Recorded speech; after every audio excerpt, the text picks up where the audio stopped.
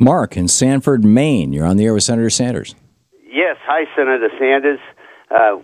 It's good to have you come here the other day. It was a huge crowd. Everybody's applauding you and hoping that you're the next FDR here. My question was Reaganomics, Senator, how it evolved through the years, what Reagan did, the deregulation and everything. And I keep reverting back to what Robert Reich said. We have to change the rules back. But how do we do that? It's going to be overhauling Congress, isn't it? Mark, the answer is yes. You know, and everything is related to everything else in this sense. Last election, midterm election, 63% of the American people didn't vote. 80% of young people didn't vote. Koch brothers and other people spent huge sums of money. Republican states have voter suppression. Under those types of scenarios, the candidates representing the rich and the multinational corporations win elections.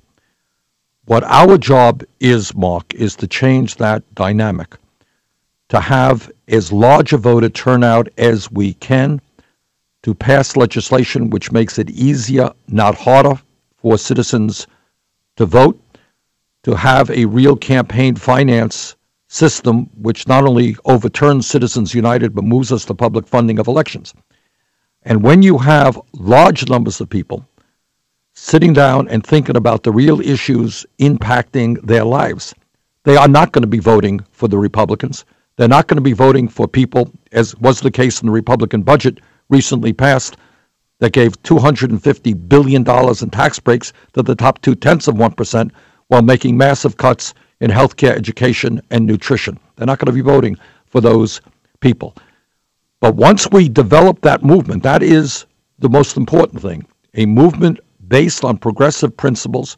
Once we start electing people who are prepared to stand up for working families and take on the big money interest, then we make the changes that we need. And in terms of, for example, Wall Street, in my view, it's not only a step forward to reestablish Glass-Steagall and end the deregulation of Wall Street.